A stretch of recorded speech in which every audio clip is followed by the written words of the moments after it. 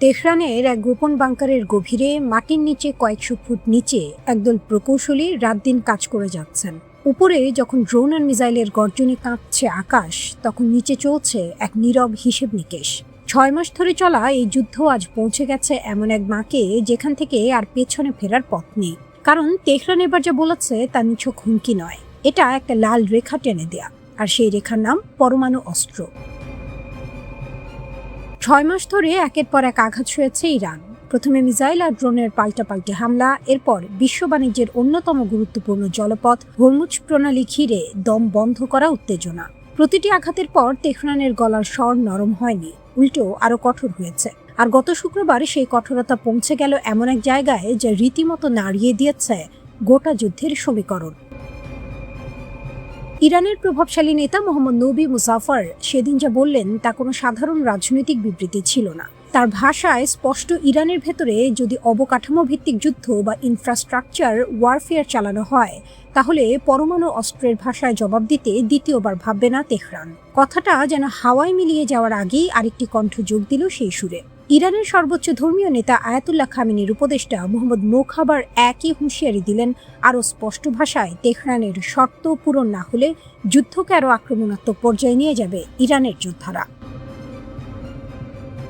এতদিন পর্যন্ত ইরান বারবার দাবি করে এসেছে তাদের পরমাণু কর্মসূচি সম্পূর্ণ শান্তিপূর্ণ।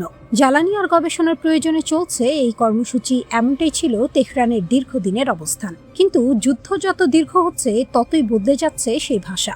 এই প্রথমবারের মতো পরমাণু কর্মসূচিকে সরাসরি যুদ্ধের হাতিয়ার হিসেবে ব্যবহারের ইঙ্গিত দিল তেহরান। বার্তাটা স্পষ্ট, গুরুত্বপূর্ণ অবকাঠামো যদি লক্ষ্যবস্তু হয়, তাহলে এতদিনের পরমাণু নীতিতে বদল আনতেও দ্বিধা করবে না দেশটি। মাটির নিচের প্রস্তুতি, এই হুঁশিয়ারি হঠাৎ করে আসেনি। প্রচলিত যুদ্ধের ছক ভেঙে অনেক আগে থেকেই দীর্ঘমেয়াদী কৌশলে এগোচ্ছে ইরান। প্রতিপক্ষের পরিকল্পনা ভেস্তে দিতে ইতিমধ্যে মাটির নিচে গড়ে তোলা হয়েছে গোপন প্রতিরোধ ব্যবস্থা আর সামরিক স্থাপনার নেটওয়ার্ক। এই কৌশলের পেছনে হিসাবটা সহজ অথচ ভয়ঙ্কর। একটা স্থাপনা যদি হামলায় ক্ষতিগ্রস্ত হয়ও, বিকল্প অবকাঠামো থেকে হামলা চালিয়ে শত্রুর ওপর চাপ অব্যাহত রাখতে পারবে তেহরান। অর্থাৎ উপর থেকে যতই আঘাত আসুক, নিচের নেটওয়ার্ক থাকবে অক্ষত। আর এবারে সেই নেটওয়ার্কের সঙ্গে যুক্ত হলো পারমাণবিক অস্ত্রের হুমকি।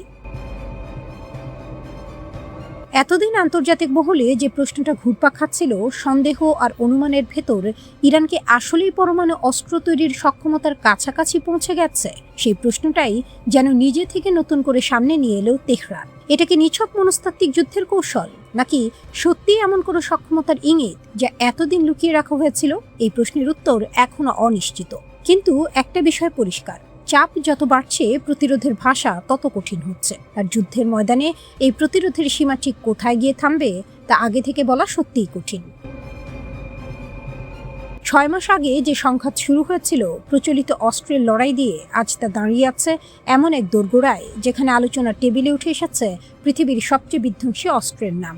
বিশ্ব এখন তাকিয়ে আছে একটাই প্রশ্ন নিয়ে, এই হুঁশিয়ারি কি শুধুই কথা লড়াই, নাকি সত্যি বদলে যেতে চলেছে যুদ্ধের গোটা হিসেব নিকেশ?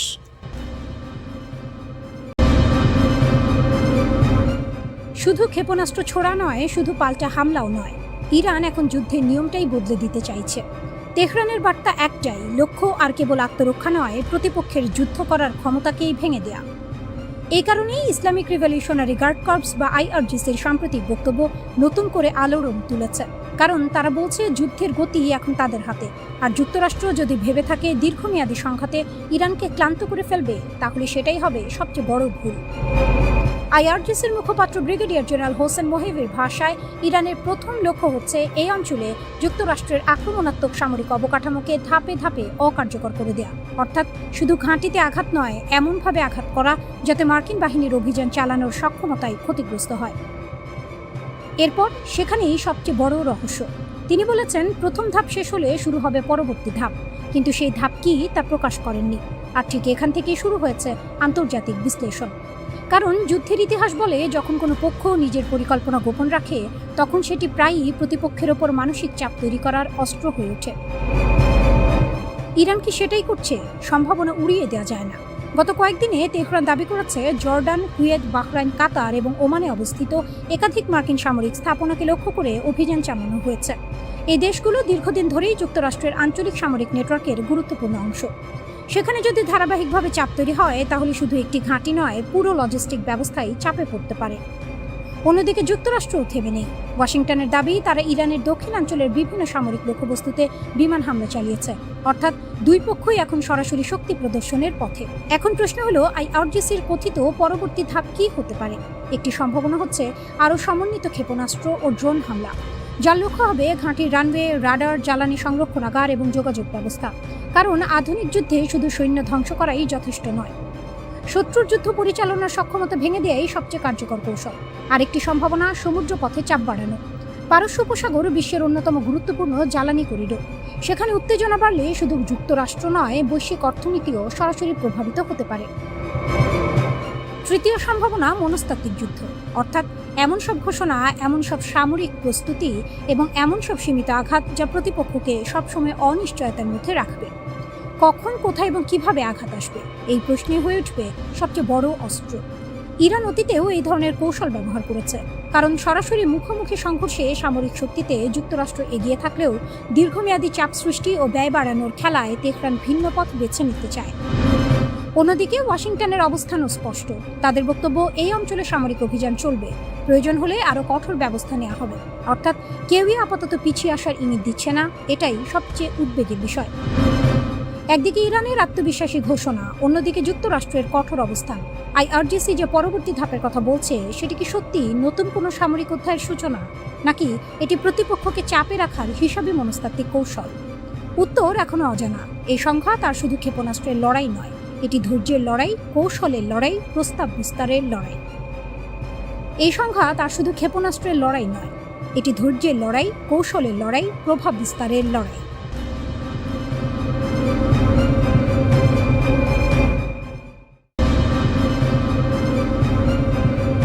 নিজেদের সীমা জানো, মাত্র একটি বাক্যেই যেন কেঁপে উঠল গোটা বাহরাইন। ইরানের সর্বোচ্চ নেতার ঘনিষ্ঠ উপদেষ্টা আলী আকবর ভেলাইতির এই হুঁশিয়ারিতেই নতুন করে উত্তপ্ত হয়ে উঠেছে পুরো উপসাগরীয় অঞ্চল। তাহলে কি মধ্যপ্রাচ্যে শুরু হতে চলেছে নতুন এক মহাযুদ্ধ? যুদ্ধের আগুন কি এবার ছড়িয়ে পড়বে গোটা গালফ জুড়ে? বাহরাইনের বাড়তি নিরাপত্তা আর মার্কিন সামরিক ঘাঁটিকে ঘিরে দিনকে দিন বেড়েই চলেছে টানটান উত্তেজনা। মধ্যপ্রাচ্যের আকাশে এখন ঘুরছে একটাই প্রশ্ন, পরবর্তী বিস্ফোরণটা ঘটবে কোথায়? কিন্তু কেন হঠাৎ এমন কঠোর হুঁশিয়ারি দিল ইরান? তেহরানের সরাসরি অভিযোগ, বাহরাইনের মাটিতে থাকা মার্কিন সামরিক ঘাঁটিকে ব্যবহার করে ইরানের বিরুদ্ধে চালানো হচ্ছে সামরিক অভিযান। আর যদি কোনো প্রতিবেশী দেশ নিজেদের ভূখণ্ডকে ইরান বিরোধী কাজে ব্যবহারের সুযোগ করে দেয়, তাহলে সেই দেশও যে ভবিষ্যতে এই সংঘাতের সরাসরি অংশীদার হয়ে যেতে পারে, এমনই কঠোর ইঙ্গিত দিচ্ছে তেহরান। আর যদি কোনো প্রতিবেশী দেশ নিজেদের ভূখণ্ডকে ইরান বিরোধী কাজে ব্যবহারের সুযোগ করে দেয়, তাহলে সেই দেশও যে ভবিষ্যতে এই সংঘাতের সরাসরি অংশীদার হয়ে যেতে পারে, এমনই কঠোর ইঙ্গিত দিচ্ছে তেহরান। ইতিমধ্যেই বাহরাইনে অবস্থিত মার্কিন সামরিক স্থাপনা লক্ষ্য করে পাল্টা হামলাও চালিয়েছে ইরান। যদিও বাহরাইনের দাবি, তাদের সার্বভৌমত্বের ওপর এই হামলা সরাসরি আন্তর্জাতিক আইনের লঙ্ঘন। কিন্তু প্রশ্ন হলো, ছোট্ট এই উপসাগরীয় দ্বীপ রাষ্ট্রকে নিয়ে কেন এত মাথা ব্যথা ইরানের? উত্তরটা লুকিয়ে আছে বাহরাইনের ভূকৌশলগত গুরুত্বে। কারণ এখানেই অবস্থিত যুক্তরাষ্ট্রের নৌবাহিনীর ৫ম নৌবহরের সদর দপ্তর। পারস্য উপসাগর, লোহিত সাগর সহ আশপাশের গোটা অঞ্চলে মার্কিন নৌ অভিযানের প্রধান কেন্দ্রই এই ঘাঁটি। হাজার হাজার মার্কিন সেনা, একাধিক যুদ্ধজাহাজ, অত্যাধুনিক নজরদারি ব্যবস্থা আর বিশাল সামরিক অবকাঠামো পরিচালিত হয় ঠিক এখান থেকেই। তাই তেহরানের চোখে বাহরাইন শুধু একটি ছোট দ্বীপ রাষ্ট্র নয়, বরং যুক্তরাষ্ট্রের গোটা আঞ্চলিক সামরিক নেটওয়ার্কের অত্যন্ত গুরুত্বপূর্ণ একটি স্তম্ভ। যদিও সব অভিযোগ একদম অস্বীকার করেছে বাহরাইন। দেশটির দাবি, যুক্তরাষ্ট্রের সঙ্গে তাদের প্রতিরক্ষা সহযোগিতা সম্পূর্ণ বৈধ একটি বিষয়। একই সঙ্গে ইরানের এই হুঁশিয়ারি ও যে কোনো ধরনের হামলার কড়া নিন্দা জানিয়ে বাহরাইন বলেছে, কূটনৈতিক পথেই হওয়া উচিত এই সংকটের প্রকৃত সমাধান। তবে গল্পটা এখানেই থেমে নেই। ইরান আর বাহরাইনের মধ্যকার সম্পর্ক আসলে বহু বছর ধরেই উত্তপ্ত। বাহরাইনের দীর্ঘদিনের অভিযোগ, তাদের অভ্যন্তরীণ রাজনীতিতে নিয়মিত হস্তক্ষেপ করে আসছে ইরান, যদিও তেহরান বরাবরই এই অভিযোগ নাকচ করে এসেছে। ২০২০ সালে ইসরায়েলের সঙ্গে সম্পর্ক স্বাভাবিক করার সিদ্ধান্ত নেওয়ার পর দুদেশের মধ্যকার দূরত্ব আরও বহু গুণে বেড়ে যায়। সাম্প্রতিক সময়ে বাহরাইন আবার বেশ কয়েকজনকে গ্রেপ্তারও করেছে, যাদের বিরুদ্ধে ইরানের সঙ্গে গোপন সামরিক যোগাযোগ রাখার অভিযোগ তোলা হয়েছে। তবে এই অভিযোগও সরাসরি অস্বীকার করেছে তেহরান। এই মুহূর্তে গোটা বিশ্বের নজর এখন উপসাগরীয় অঞ্চলের দিকে, কারণ যুক্তরাষ্ট্র আর ইরানের মধ্যে উত্তেজনা যদি আরও বাড়তে থাকে, তাহলে বাহরাইন, কাতার, কুয়েত কিংবা সংযুক্ত আরব আমিরাতের মতো দেশগুলো যেখানে রয়েছে মার্কিন সামরিক ঘাঁটি, তাদের নিরাপত্তা ঝুঁকি বহু গুণে বেড়ে যাবে। তাহলে সবচেয়ে বড় প্রশ্নটা থেকেই যাচ্ছে, এটা কি কেবলই কড়া ভাষার এক কূটনৈতিক বার্তা, নাকি এর পেছনে লুকিয়ে আছে আরও বড় কোনো সামরিক সংঘাতের পূর্বাভাস? আগামী কয়েকদিনে হয়তো বলে দিবে মধ্যপ্রাচ্য নতুন কোনো যুদ্ধের দিকে এগিয়ে যাচ্ছে, নাকি শেষ মুহূর্তে কূটনীতি নিভিয়ে দেবে এই আগুন। সেটাই এখন দেখার অপেক্ষা।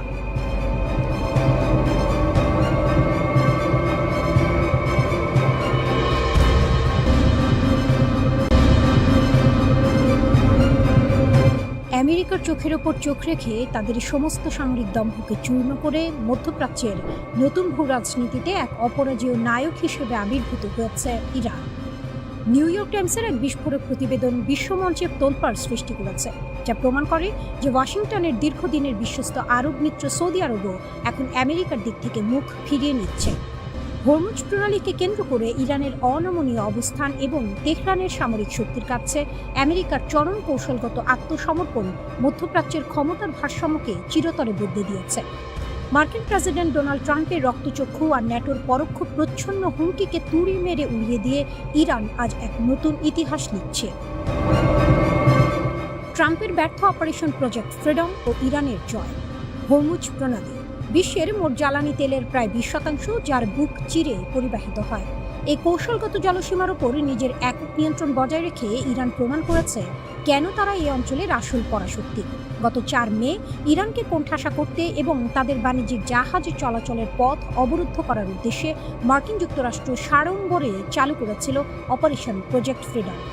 মার্কিন রণতরী ও যুদ্ধবিমান দিয়ে ইরানকে ভয় দেখানোর এক বড় সড় ছক কষেছিলেন ডোনাল্ড ট্রাম্প। কিন্তু ট্রাম্পের সেই আস্ফালন 48 ঘন্টাও টেকেনি। ইরানকে আক্রমণ করার জন্য আমেরিকার প্রয়োজন ছিল সৌদি আরবের আকাশসীমা। ট্রাম্পের ধারণা ছিল ওয়াশিংটনের এক ইশারায় রিয়াদ তাদের আকাশ উন্মুক্ত করে দেবে।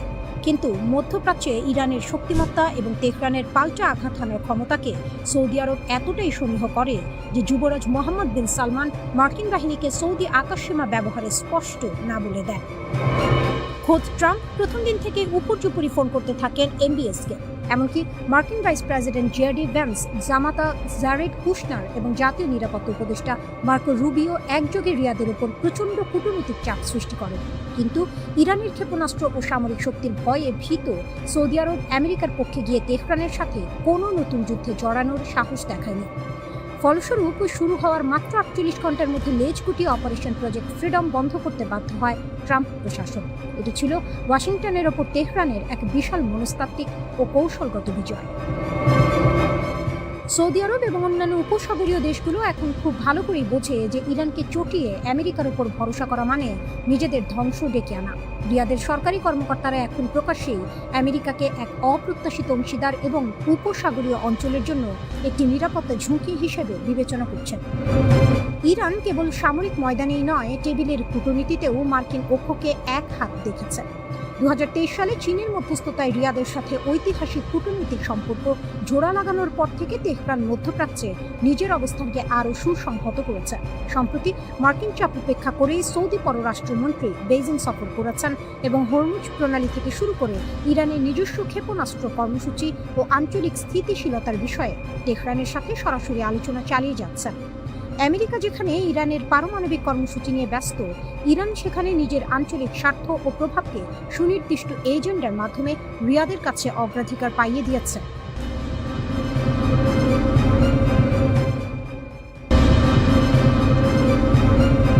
চোখের সামনে পরম শ্রদ্ধেয় নেতার মরদেহ, কিন্তু চোখে কান্নার চেয়েও বেশি জ্বলছে প্রতিশোধের আগুন। Death to America, death two Israel স্লোগানে প্রকম্পিত পুরো পারস্য উপসাগর। ইতিহাসের এক অভূতপূর্ব ও ভয়ানক সন্ধিক্ষণে দাঁড়িয়ে ইরান, যে শত্রুরা ভেবেছিল সর্বোচ্চ নেতা আয়াতুল্লাহ আলী খামেনিকে হত্যা করলেই গুঁড়িয়ে যাবে তেহরানের ইসলামিক শাসন ব্যবস্থা, তারা এখন নিজেদের জীবনের সবচেয়ে বড় ভুলটির মাসুল গুনছে।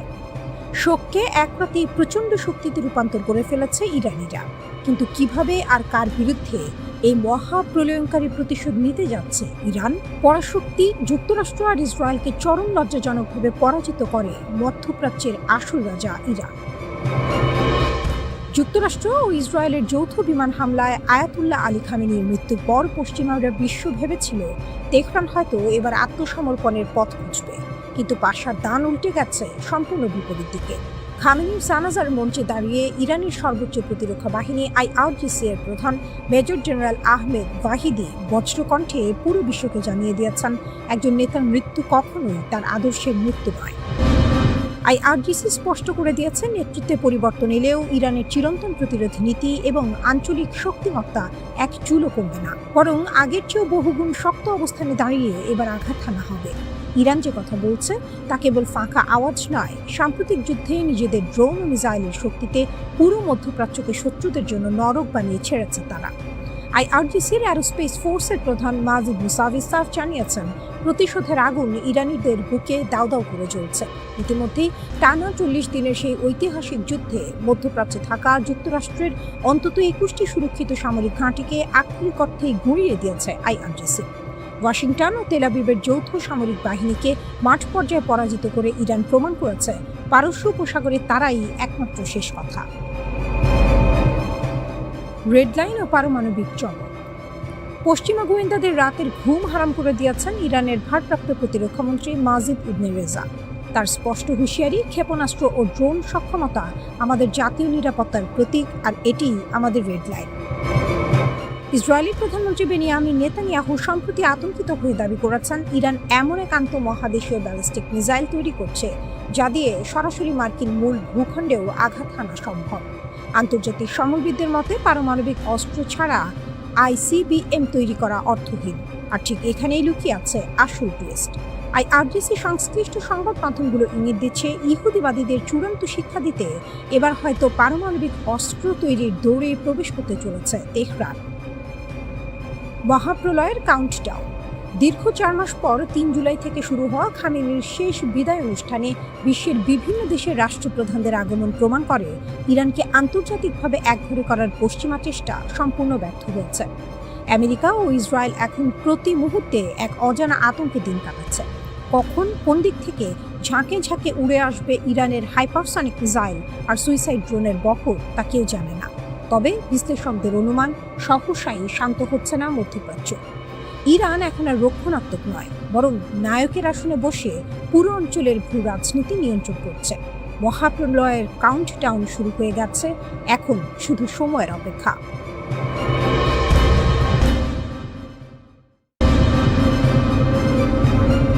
পরমাণু বোমার দ্বারপ্রান্তে ইরান, কাঁপছে ওয়াশিংটন ও তেল আবিব। যদি আরেকবার আঘাত করো তবে ছাই হয়ে যাবে তেল আবিব। যদি আর একটা ভুল চাল চালো তবে 24 ঘন্টার মধ্যে পরমাণু বোমায় সিল মারবে তেহরান। মার্কিন সাম্রাজ্যবাদ আর ইসরায়েলি জায়নবাদকে এবার তাদের জীবনের সবচেয়ে বড় ও চূড়ান্ত হুঁশিয়ারি দিয়ে দিল পারস্যের সিংহরা। আয়াতুল্লাহ আলী খামেনির জানাজার বিশাল শোভাযাত্রাকে মহাপ্রতিরোধের শক্তিতে রূপান্তর করে ইরান স্পষ্ট জানিয়ে দিয়েছে তাদের ধৈর্যের বাঁধ ভেঙে গেছে। ইসরায়েলের নতুন প্রতিরক্ষা মন্ত্রী ইসরায়েল কাটজ যখন ইরানের বর্তমান সর্বোচ্চ নেতা মোস্তফা খামেনিকে হত্যার হুমকি দেওয়ার দুঃসাহস দেখিয়েছে, ঠিক তখনই তেহরান থেকে ধেয়ে এসেছে এক পারমাণবিক সুনামি। ইরানের পার্লামেন্টের জাতীয় নিরাপত্তা কমিটির মুখপাত্র ইব্রাহিম রাজি বিশ্বকে কাঁপিয়ে ঘোষণা করেছেন, যদি আর একটাও হামলা হয় তবে ইরান সরাসরি 90% ইউরেনিয়াম সমৃদ্ধকরণ শুরু করবে, যার সোজা অর্থ পরমাণু বোমা এখন ইরানের হাতের মুঠোয়। পরমাণু কেন্দ্রে জাতিসংঘের নো এন্ট্রি, পেন্টাগনের তৈরি ধ্বংসাবশেষে ইরানি দেয়াল। আমেরিকা ভেবেছিল তারা ইরানের পরমাণু কেন্দ্রে বোমা মেরে তেহরানের স্বপ্ন গুটিয়ে দিয়েছে। কত বড় ভুল!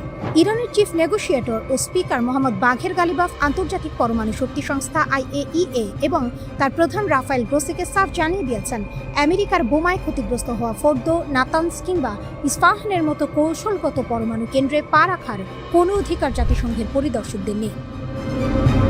জাতিসংঘের IAEA প্রধান গ্রোসি যতই পরিদর্শনের জন্য আকুতি মিনতি করুন না কেন, বীরের জাতি ইরান স্পষ্ট করে দিয়েছে, যুদ্ধের ক্ষতবিক্ষত পরমাণু অবকাঠামো কোনো বাইরের শক্তির জন্য উন্মুক্ত করা হবে না। পরিদর্শকদের অ্যাক্সেস থাকবে কেবল বুশেহর আর তেহরানের সাধারণ রিসার্চ রিঅ্যাক্টরে, কিন্তু মাটির নিচে ইরান এখন কি ভয়ঙ্কর শক্তি তৈরি করছে তা জানার ক্ষমতাও হারিয়েছে পশ্চিমা বিশ্ব। লাখো মানুষের কান্নার মাঝে যুদ্ধের গর্জন, সীমান্ত জুড়ে রেড অ্যালার্ট। এদিকে শুক্র ও শনিবার জুড়ে তেহরানের গ্র্যান্ড মাসাল্লা পরিণত হয়েছে এক অভূতপূর্ব জনসমুদ্রে। আলী খামেনি এবং তার 14 মাসের নাতনি জারা মোহাম্মদের কফিনের পাশে যখন লাখ লাখ মানুষ কাঁদছে, তখন তাদের বুকে জ্বলছে অদম্য প্রতিশোধের আগুন। এই শোকযাত্রা তেহরান ও কোম হয়ে ইরাকের কারবালা ও নাজাফে ছড়িয়ে পড়বে। আর 9 জুলাই মাশহাদে দাফনের আগ পর্যন্ত গোটা মধ্যপ্রাচ্য থাকবে ইরানের মিসাইলের ট্রিগারে। কমান্ডার আলী আবদাল্লাহি এবং ব্রিগেডিয়ার জেনারেল আকরাম মিয়া ইতিমধ্যে স্থল, জল ও আকাশসীমায় সর্বোচ্চ যুদ্ধ প্রস্তুতি জারি করেছেন। শত্রুর উদ্দেশ্যে তাদের স্পষ্ট বার্তা, যদি এই শোকের আবহে মার্কিন বা জায়নবাদী বাহিনী কোনো ধরনের ভুল হিসাব নিকাশ করে, তবে আমাদের সশস্ত্র বাহিনীর এমন এক কঠোর ও নিষ্ঠুর জবাব অপেক্ষা করছে যা তারা কল্পনাও করতে পারবে না। শত্রুরা ভেবেছিল খামেনিকে শহীদ করে তারা ইরানকে স্তব্ধ করবে, কিন্তু তারা আসলে পারস্যের ঘুমন্ত সিংহকে জাগিয়ে তুলেছে। মোস্তফা খামেনির নেতৃত্বে ইরান আজ পরমাণু অস্ত্রের দোরগোড়ায় দাঁড়িয়ে। রক্ত যখন ফুটছে, প্রতিশোধের আগুন যখন জ্বলছে, তখন ওয়াশিংটন আর তেল আবিবের পতন এখন শুধুই সময়ের ব্যাপার। প্রস্তুত থেকেও হে শত্রু, ইরানের পারমাণবিক গর্জন এবার ইতিহাস বদলে দেবে।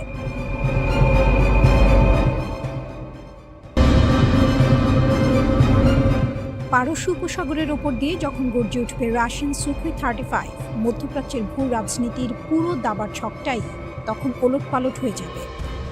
ইতিহাসের এক চরম সন্ধিক্ষণে দাঁড়িয়ে ইরান। গত 4 দশক ধরে যে দেশটি কেবল পশ্চিমা নিষেধাজ্ঞা আর আগ্রাসনের হুমকির বিরুদ্ধে বুক চিতিয়ে লড়েছে, সেই ইরান এবার আকাশের আধিপত্য নিজের হাতে নিতে যাচ্ছে। তেহরানের বিমান বাহিনীকে আধুনিকায়নের দীর্ঘ প্রতীক্ষার অবসান ঘটিয়ে রাশিয়ার বিমান কারখানায় প্রস্তুত হয়ে গেছে 20টি অত্যাধুনিক সু-35 যুদ্ধ বিমানের প্রথম ব্যাচ। এটি কেবল কিছু যুদ্ধ বিমান কেনার চুক্তি নয়, এটি মার্কিন ইসরায়েলি অক্ষের আকাশপথের দাদাগিরি নস্যাৎ করে দেওয়ার ক্ষেত্রে ইরানের এক মহাকাব্যিক ও কৌশলগত বিজয়। 1979 সালের ইসলামী বিপ্লবের পর থেকে ইরানকে এক প্রকার পণ্য করে রাখার সব চেষ্টাই করেছে পশ্চিমারা। দশকের পর দশক ধরে ইরানি পাইলটদের উঠতে হয়েছে শাহ আমলের জরাজীর্ণ মার্কিন F-14 টমক্যাট, F-4 ফ্যান্টম কিংবা F-5 টাইগারের মতো প্রাচীন কফিনগুলোতে। 1990-এর দশকে রাশিয়ার কাছ থেকে আনা কিছু MiG-29 ছাড়া ইরানের বিমান বাহিনীতে নতুন কোনো রক্তের সঞ্চার হয়নি। স্পেয়ার পার্টসের অভাব আর আন্তর্জাতিক নিষেধাজ্ঞার শৃঙ্খল পায়ে নিয়েও ইরানি ইগলরা আকাশ পাহারা দিয়েছে। কিন্তু শৃঙ্খল ভাঙার সময় এবার এসেছে। 2023 সালে মস্কোর সঙ্গে তেহরানের যে ঐতিহাসিক প্রতিরক্ষা চুক্তি হয়েছিল, তারই প্রথম ফসল হিসেবে চলতি 2026 সালেই ইরানের মাটিতে অবতরণ করতে যাচ্ছে সু-35-এর এই প্রথম বহর। ফাঁস হওয়া রুশ নথির তথ্যানুযায়ী ইরান মোট 48টি সুখোই-35 ফাইটারের অর্ডার দিয়েছে। কেন কাঁপছে তেল আবিব ও ওয়াশিংটন? ন্যাটোর দেওয়া নাম ফ্ল্যাঙ্কার এম বা সুপার ফ্ল্যাঙ্কার। এই একটি নামই শত্রুর বুকে কাঁপন ধরাতে যথেষ্ট। প্রায় 1600 কিলোমিটার কমব্যাট রেডিয়াসের এই দানবীয় যুদ্ধ বিমানটি শত্রু ভূখণ্ডের অনেক গভীরে ঢুকে নিখুঁত ও বিধ্বংসী আঘাত হানতে সক্ষম। এর বিশেষ কিছু বৈশিষ্ট্য ইরানকে মধ্যপ্রাচ্যের অবিসংবাদিত পরাশক্তিতে পরিণত করবে। রানওয়ের ওপর নির্ভরশীলতাহীনতা। সু-35-এর অন্যতম বড় শক্তি হল এর সংক্ষিপ্ত বা অস্থায়ী রানওয়ে থেকে উড্ডয়ন ও অবতরণের বিশেষ ক্ষমতা। শত্রুর ক্ষেপণাস্ত্র হামলায় বড় বিমান ঘাঁটি ধ্বংস হয়ে গেলেও যে কোনো সাধারণ সড়ক বা গোপন আস্তানা থেকে এটি আকাশে ডানা মেলতে পারে। Battle tested guarantee. লকহিড মার্টিনের F-35 কিংবা চীনের যে 16-এর চেয়ে প্রযুক্তিতে কিছুটা ভিন্ন হলেও সু-35 হল আধুনিক বিশ্বের অন্যতম সেরা ব্যাটল টেস্টেড বা যুদ্ধক্ষেত্রে পরীক্ষিত ফাইটার জেট। নতুন প্রযুক্তির আকাশ থেকে আকাশে নিক্ষেপণযোগ্য ক্ষেপণাস্ত্রের সংযোজন একে আরও বেশি প্রাণঘাতী করে তুলেছে। রাশিয়া যেখানে বছরে গড়ে মাত্র 14টি সু-35 তৈরি করে, সেখানে ইরানের অর্ডারকে সর্বোচ্চ অগ্রাধিকার দিয়ে দিনরাত কাজ করছে রুশ কারখানাগুলো। এমনকি এর জন্য আগামী 2-3 বছর রাশিয়ার নিজস্ব বিমান বাহিনীর সরবরাহ কমিয়ে দেওয়া হচ্ছে। তেহরানের প্রতি মস্কোর এই সন্দেহ প্রমাণ করে বৈশ্বিক রাজনীতিতে ইরানের অবস্থান এখন কতটা উঁচুতে। ক্ষেপণাস্ত্রের পর এবার আকাশ জয়। বিগত দিনগুলোতে বিমান বাহিনী দুর্বল থাকা সত্ত্বেও ইরান কিন্তু হাত গুটিয়ে বসে থাকেনি। নিজস্ব প্রযুক্তিতে তারা গড়ে তুলেছে মধ্যপ্রাচ্যের সবচেয়ে শক্তিশালী ও বিধ্বংসী ড্রোন এবং ক্ষেপণাস্ত্রের এক বিশাল সাম্রাজ্য। সাম্প্রতিক সময়ে যুক্তরাষ্ট্র ও তার আঞ্চলিক মিত্রদের যাবতীয় আকাশ প্রতিরক্ষা ব্যূহ ভেদ করে ইরানি ড্রোন ও মিসাইল স্বৈরাচারী শক্তির দম্ভ গুড়িয়ে দিয়েছে। যে ইরান ড্রোন আর ক্ষেপণাস্ত্র দিয়েই শত্রুর ঘুম হারাম করে দিয়েছিল, সেই ইরানের হাতে যখন সুখোই 35-এর মতো আকাশযোদ্ধা থাকবে, তখন দৃশ্যপট কেমন হবে?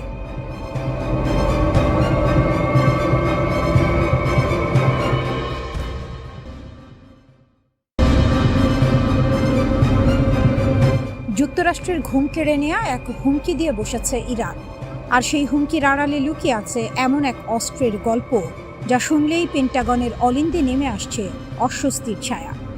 কি আছে তেহরানের সেই চমকের ঝুলিতে, জানিয়ে এত জল্পনা? সাম্প্রতিক সময়ে আন্তর্জাতিক গণমাধ্যমের পাতায় পাতায় জায়গা করে নিয়েছে ইরানের পারমাণবিক অস্ত্র তৈরির প্রসঙ্গ। বিষয়টি নিয়ে বিশ্লেষক মহলে এখনও ঘোর কাটেনি। তেহরান আসলে ঠিক কত দূরে গিয়েছে, নাকি পুরো বিষয়টাই কৌশলগত চাপ তৈরির একটা খেলা? তবে এই ধোঁয়াশার মাঝেই স্পষ্ট এক দাবি ছুড়ে দিয়েছেন ইরানের পার্লামেন্ট স্পিকার মোহাম্মদ বাঘের গালিবাফ। তার ভাষায় তাদের হাতে আছে সবচেয়ে শক্তিশালী হাতিয়ার। যদিও ঠিক কোন অস্ত্রের কথা বলছেন তিনি তা নিয়ে খোলাসা করে কিছু বলেননি।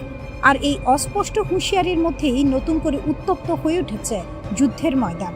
এখন প্রশ্ন উঠছে, ইরানের সামরিক বাহিনী বর্তমানে ঠিক কতটা শক্তিশালী অবস্থানে দাঁড়িয়ে আছে? সংখ্যা আর প্রযুক্তির হিসেবে যুক্তরাষ্ট্রের সেনাবাহিনী বিশ্বের অন্যতম শক্তিধর, এতে কোনো সন্দেহ নেই। কিন্তু রণক্ষেত্রে সংখ্যা সবসময় শেষ কথা বলে না। সঠিক রণকৌশলেই বাজিমাত করে চলেছে তেহরান। এর প্রমাণ মিলেছে সাম্প্রতিক যুদ্ধবিরতির ঠিক আগ মুহূর্তে। মধ্যপ্রাচ্যে অবস্থানরত মার্কিন বাহিনীর অন্তত 21টি সামরিক ঘাঁটি একে একে গুঁড়িয়ে দিয়ে নিজেদের সামরিক সক্ষমতার জানান দিয়েছে ইরান। এত বড় ধাক্কা সামলানোর পরও থামেনি মার্কিন প্রেসিডেন্ট ডোনাল্ড ট্রাম্পের হুমকি বার্তা। যুক্তরাষ্ট্রের সঙ্গে চূড়ান্ত কোনো সমঝোতায় না পৌঁছালে ইরানের বিরুদ্ধে আরও কঠোর পদক্ষেপ নেওয়ার হুমকি দিয়েছে মার্কিন প্রশাসন। ট্রাম্প নিজের ভাষায় বলেছেন, হয় একটি স্থায়ী চুক্তিতে পৌঁছাবেন, নয়তো ইরানকে একেবারে শেষ করে দেবেন, আর সেটা তার জন্য মোটেও কঠিন কিছু হবে না। কিন্তু এমন হুমকির মুখে চুপ করে বসে থাকেনি তেহরান। 8 জুলাই ফের একে অপরের বিরুদ্ধে গর্জে ওঠে দুই দেশের সামরিক বাহিনী। মূল উপলক্ষ ছিল হরমুজ প্রণালী, যেখানে মার্কিন সংশ্লিষ্ট জাহাজের বিরুদ্ধে মিসাইল হামলা চালায় ইরান। অথচ এই বৈশ্বিক সামুদ্রিক রুট দিয়ে ওই জাহাজগুলোর প্রবেশকে আগে থেকেই অবৈধ ঘোষণা দিয়েছিল তেহরান। ফলে চুক্তির শর্ত ভঙ্গ করার পুরনো অভ্যাসই যেন আবারও প্রকাশ পেল মার্কিনীদের আচরণে। এই আগ্রাসনের বিরুদ্ধে সবসময় সতর্ক অবস্থানে থাকে ইরানের শীর্ষ সামরিক কমান্ড খাতাম আল আম্বিয়া কেন্দ্রীয় সদর দফতর। এক বিবৃতিতে বাহিনীটি জানায়, তাদের প্রয়াত সর্বোচ্চ ধর্মীয় নেতা আয়াতুল্লাহ আলী খামেনির জানাজা ও শেষ বিদায় অনুষ্ঠান চলাকালীনই প্রকাশ্য আগ্রাসন চালিয়েছে যুক্তরাষ্ট্র। এমন এক স্পর্শকাতর মুহূর্তেও সংযম দেখায়নি ওয়াশিংটন। বিবৃতিতে স্পষ্ট হুঁশিয়ারি দেওয়া হয়, হরমুজ প্রণালীর ব্যবস্থাপনায় কোনো বহিরাগত হস্তক্ষেপ সহ্য করবে না ইরান। এর আগে ইরানের উপকূলীয় অঞ্চলের সামরিক স্থাপনাগুলোকে লক্ষ্য করে জোরদার বিমান হামলা চালায় মার্কিন কেন্দ্রীয় কমান্ড, কিন্তু জবাব দিতে সময় নেয়নি তেহরান।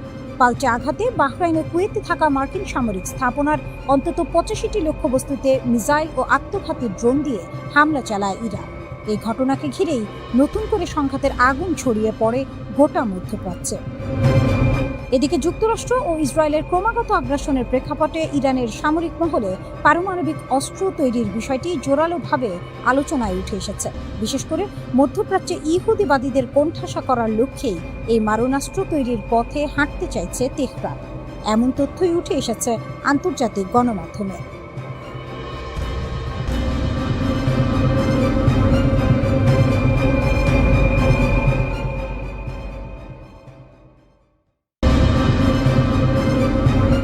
মধ্যপ্রাচ্যের আকাশে এতদিনের চেনা সমীকরণ ও মার্কিন শ্রেষ্ঠত্বের দম্ভ স্রেফ 48 ঘন্টার এক ঝোড়ো অপারেশনে ধুলোয় মিশিয়ে দিয়েছে ইরান। গত 8 জুলাই থেকে শুরু হওয়া তেহরানের এই নতুন ইয়ার ডক্ট্রিন বা আকাশযুদ্ধ কৌশল শুধু কোনো সামরিক জবাব নয়, এটি আধুনিক সমরবিদ্যার ইতিহাসে এক নির্মম মাস্টার ক্লাস। আমেরিকা আর তার আরব মিত্রদের বিলিয়ন বিলিয়ন ডলারের অত্যাধুনিক ডিফেন্স শিল্ডকে ইরান কিভাবে স্রেফ দামি ধাতব বস্তুর স্তূপে পরিণত করল, তা দেখে এখন বিশ্বজুড়ে প্রতিরক্ষা বিশ্লেষকদের কপালে চিন্তার ভাঁজ। প্রথম অঙ্ক, গাণিতিক ফাঁদ ও ব্যালিস্টিক ক্ষেপণাস্ত্রের চাল। ইরানের এই আক্রমণের ব্লুপ্রিন্ট ছিল অবিশ্বাস্য রকমের ছন্দবদ্ধ ও সুপরিকল্পিত। প্রথম দিন অর্থাৎ 8 জুলাই ইরান একযোগে 85টি মার্কিন লক্ষ্যবস্তুতে ব্যালিস্টিক ক্ষেপণাস্ত্রের বৃষ্টি শুরু করে। এটি কোনো সাধারণ আক্রমণ ছিল না, এটি ছিল একটি মনস্তাত্ত্বিক ও গাণিতিক ফাঁদ। এই ক্ষেপণাস্ত্রগুলো রুখতে গিয়ে কুয়েত, কাতার ও বাহরাইনের মতো আরব দেশগুলোর প্রতিরক্ষা বাহিনী তাদের আকাশসীমা বাঁচাতে মরিয়া হয়ে ওঠে। ফলে পেন্টাগনের সরবরাহ করা অত্যন্ত দামি এবং সীমিত সংখ্যার ইন্টারসেপ্টর ক্ষেপণাস্ত্র নির্বিচারে খরচ করতে বাধ্য হয় তারা। মাত্র 24 ঘন্টার মধ্যে আরব দেশগুলোর অস্ত্রের ভাণ্ডার কার্যত শূন্যের কোঠায় নেমে আসে। কয়েক মিলিয়ন ডলার মূল্যের একটি PAC-3 ইন্টারসেপ্টর দিয়ে যখন তারা ইরানের সস্তা ক্ষেপণাস্ত্র লক্ষ্য করছিল, তখনই তারা মূলত ইরানের পাতা ফাঁদে পা দিয়ে ফেলে। দ্বিতীয় অঙ্ক, ড্রোনের ঝাঁক এবং অন্ধ মার্কিন রাডার। ঠিক 24 ঘন্টা পর যখন প্রতিপক্ষের আকাশ প্রতিরক্ষা ব্যবস্থা প্রথম দিনের ধাক্কায় দুর্বল ও রিক্ত, তখন রণক্ষেত্রে দ্বিতীয় তরঙ্গে আবির্ভূত হয় ইরানের নিয়মিত সেনাবাহিনী এবং IRGC-এর ড্রোন বহর। এবার কৌশল ভিন্ন। উচ্চতার ডিফেন্স লেয়ারকে আগের দিন ব্যস্ত রাখার পর এবার নিচু উচ্চতা দিয়ে ধেয়ে যায় শত শত ড্রোনের ঝাঁক। জুনের যুদ্ধের অভিজ্ঞতা থেকে শিক্ষা নিয়ে চলতি বছরের শুরুতেই তেহরান তাদের বহরে যুক্ত করেছিল 1000টি নতুন প্রযুক্তির ড্রোন। শাহিদ এবং হাদিদের মতো অত্যাধুনিক সুইসাইড ড্রোনগুলো রাডারে ধরা পড়ার আগেই নিখুঁত গতিতে আঘাত হানে সেন্টকমের চোখ কান খ্যাত লজিস্টিক ও সেন্সর কেন্দ্রগুলোতে। কাতারের কৌশলগত আল উদাইদ বিমান ঘাঁটির প্রধান রাডার কেন্দ্রটি যখন ইরানি ড্রোনের আঘাতে চূর্ণ বিচূর্ণ হয়, তখন কেবল কাতারের প্রতিরক্ষা ব্যবস্থায় অচল হয়নি, ভেঙে পড়ে পুরো উপসাগরীয় অঞ্চলের মার্কিন কমন এয়ার পিকচার বা যৌথ রাডার নেটওয়ার্কের মেরুদণ্ড। একটি রাডার স্টেশন ধ্বংস হয় চেইন রিয়াকশনে পুরো অঞ্চলের মার্কিন ও আরব বাহিনী কার্যত অন্ধ হয়ে পড়ে। এরপর কুয়েতের প্যাট্রিয়ট ব্যাটারি এবং বাহরাইনের মার্কিন নৌবাহিনীর প্রধান জ্বালানি ডিপোগুলোকে নিখুঁতভাবে গুঁড়িয়ে দেয় তেহরান। এই অপারেশনের সবচেয়ে বড় চমক ছিল প্রথাগতভাবে আলাদা থাকা ইরানের IRGC এবং 8 দেশের মধ্যকার অভূতপূর্ব নিখুঁত সমন্বয়। তেহরানের শীর্ষ মহলে যে দীর্ঘমেয়াদী যুদ্ধের একটি অত্যন্ত গোপনীয় ব্লুপ্রিন্ট তৈরি ছিল, এই আক্রমণ তারই প্রমাণ। ইরানের শীর্ষ নেতা মোস্তফা খামেনির দীর্ঘ অনুপস্থিতি কিংবা ভেতরের রাজনৈতিক গুঞ্জন, কোনো কিছুই যে ইরানের সামরিক যন্ত্রের এই ক্ষুরধার দক্ষতায় বিন্দুমাত্র প্রভাব ফেলতে পারেনি, তা ওয়াশিংটনকে সবচেয়ে বেশি ভাবিয়ে তুলছে। একই সঙ্গে অর্থনৈতিক গতিতেও আমেরিকাকে পুরোপুরি দেউলিয়া করে ছেড়েছে ইরান। একদিকে আমেরিকার আকাশচুম্বী দামি ও উৎপাদন সীমাবদ্ধ ক্ষেপণাস্ত্র, অন্যদিকে ইরানের সস্তা কিন্তু ভয়াবহ কার্যকর ড্রোনের অফুরন্ত ফ্যাক্টরি প্রোডাকশন। এই ভারসাম্যহীনতার যুদ্ধে পেন্টাগন এখন সম্পূর্ণ দিশেহারা।